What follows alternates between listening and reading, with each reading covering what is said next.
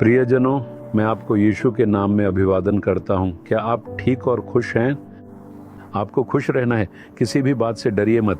प्रभु हमारे साथ हैं, वह सब संभाल लेंगे। जब वह आपके साथ है तो आपको डरने की क्या जरूरत है। एक माँ जो गैर मसीह परिवार से थी, जो यीशु को स्वीकार किया और उद्धार पाया, जब वह मुझसे बात कर रही थी तो उन्होंने कहा, मुझे बचपन से ही बहुत भक्ति में पाला गया था। वे हमारी सुरक्षा के लिए हमें कुछ स्लोगन सिखाया करते थे। मैं घर से बाहर निकलने से पहले उन सभी स्लोगन का उच्चारण करती थी। अब जब मैंने यीशु को स्वीकार कर लिया है तो क्या कुछ ऐसा ही है? उसने मासूमियत से मुझसे पूछा। हाँ, है ना। मैंने तुरंत उससे कहा, बाइबल में भजन संहिता 91 है। यह एक सुरक्षा का भजन है। इसमें बताया गया है कि प्रभु हमें कैसे सुरक्षित रखते हैं। इसे रोज बाहर जाने से पहले पढ़ो। उसने बड़ी ही खुशी के साथ इसे मुस्कुराते हुए स्वीकार कर लिया। भजन संहिता 91 दिखाती है कि परमेश्वर हमारी सुरक्षा की कितनी गहराई से चिंता करते हैं। इसमें से एक वचन को देखिए, भजन संहिता 91 का 11वां वचन, क्योंकि वह अपने दूतों को तेरे निमित्त आज्ञा देगा कि जहाँ कहीं तू जाए वे तेरी रक्षा करें, ताकि वे हमें हमारी सभी राहों में सुरक्षित रखें। हम बहुत यात्रा करते हैं, है ना। हमारे बच्चे स्कूल और कॉलेज जाते हैं। कामकाजी लोग साइकिल, बाइक, कार या बस से अपने कार्यस्थल जाते हैं। जो महिलाएं काम पर जाती हैं वे ट्रेन, बस या ऑटो से यात्रा करती हैं। जो लोग बड़े दफ्तरों में काम करते हैं वे कार से यात्रा करते हैं। हम सभी यात्रा करते हैं। जब हम एक जगह से दूसरी जगह जाते हैं तो हम यात्रा करते हैं। मुझे ही ले लीजिए, मैंने अपनी जिंदगी का लगभग आधा हिस्सा यात्रा करते हुए बिताया है। मैं बस, कार, ट्रेन या हवाई जहाज से अलग अलग तरीकों से यात्रा करता हूँ। तो मैंने अपनी ज़िंदगी का लगभग आधा हिस्सा यात्रा में ही बिताया है। हम इतने सारे खतरों और दुर्घटनाओं के बारे में सुनते हैं, है ना। यात्रा करते समय हमारी सुरक्षा की क्या गारंटी है? परमेश्वर ने इसका वादा किया है ताकि वह तुम्हें तुम्हारे सभी मार्गों में सुरक्षित रखे, तुम्हारी यात्रा में तुम्हारी रक्षा करे। वह अपने स्वर्गदूतों को आज्ञा देंगे। प्रभु ने मनुष्यों के लिए करोड़ों करोड़ों स्वर्गदूत बनाए हैं। उनमें से कुछ रक्षक स्वर्गदूत होते हैं। परमेश्वर उन्हें आज्ञा देंगे, मेरे बच्चे यात्रा कर रहे हैं, उनके वाहन की रक्षा करो। मेरा बेटा बाइक से जा रहा है, उसे सुरक्षित रखो। मेरे बच्चे हवाई यात्रा कर रहे हैं, उन्हें सुरक्षित रखो।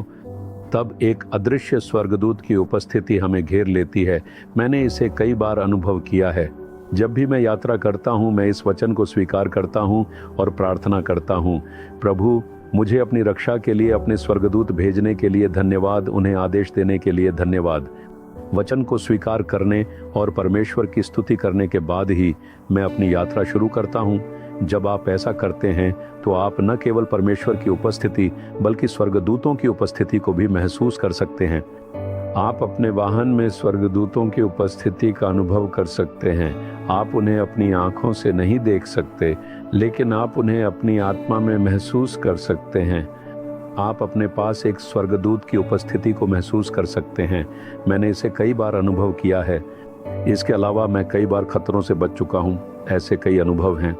मैं उनमें से एक अनुभव साझा करना चाहता हूँ। कई साल पहले एक सेवक मित्र और मैं अमेरिका के एक शहर से लॉस एंजलिस में सेवा कार्य के लिए गए थे।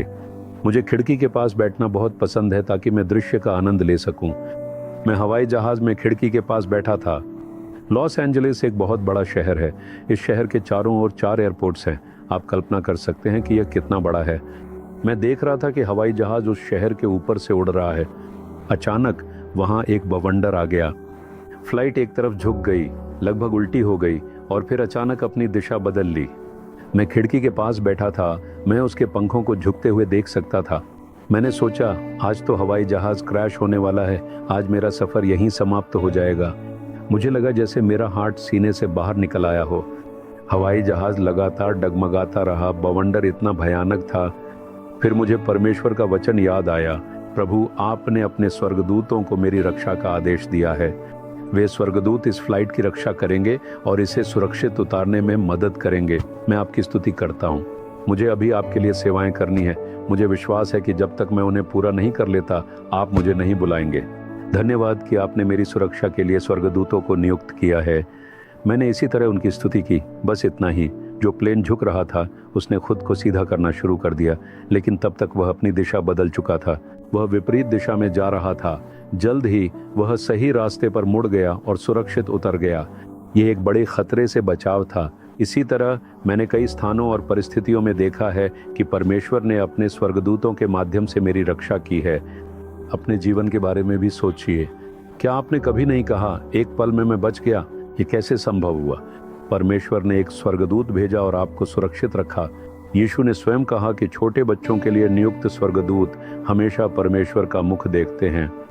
जब आप अपने बच्चों को स्कूल भेजें तो प्रार्थना करें, प्रभु धन्यवाद कि आपने मेरे बच्चों की रक्षा के लिए अपने स्वर्गदूत नियुक्त किए हैं। ऐसा कहकर उन्हें भेजें। अपने विश्वास को स्वीकार करें। धन्यवाद प्रभु कि आप हमारे साथ इस वाहन में आ रहे हैं। अपने स्वर्गदूतों को भेजने के लिए धन्यवाद। जैसे ही आप विश्वास के साथ अपने मुंह से स्वीकार करते हैं, आपका यह स्वीकार प्रभु पर आपके विश्वास की पुष्टि करता है। आप प्रभु की सुरक्षा को महसूस करेंगे। इसलिए भजन संहिता 91 को याद कर लें। जब भी आप यात्रा करें, उन शब्दों को स्वीकार करते रहें और परमेश्वर की स्तुति करें। आप प्रभु की सुरक्षा को देखेंगे। क्या आप आज यात्रा करने की योजना बना रहे हैं? आप घर से बाहर निकल रहे हैं, है ना? अपना हाथ अपने हृदय पर रखें और कहें, प्रभु आपके स्वर्गदूतों को मेरी रक्षा करने का आदेश देने के लिए धन्यवाद। धन्यवाद कि आपके स्वर्गदूत जहां भी मैं जाता हूं मेरी रक्षा कर रहे हैं। मैं आपको धन्यवाद देता हूं प्रभु, यीशु के नाम में। आमीन आमीन। Jesus redeem Hindi YouTube channel को सब्सक्राइब करें। सब्सक्राइब बटन पर क्लिक करें और बेल आइकन को भी क्लिक करके हर दिन की नई कार्यक्रमों की जानकारी प्राप्त करें।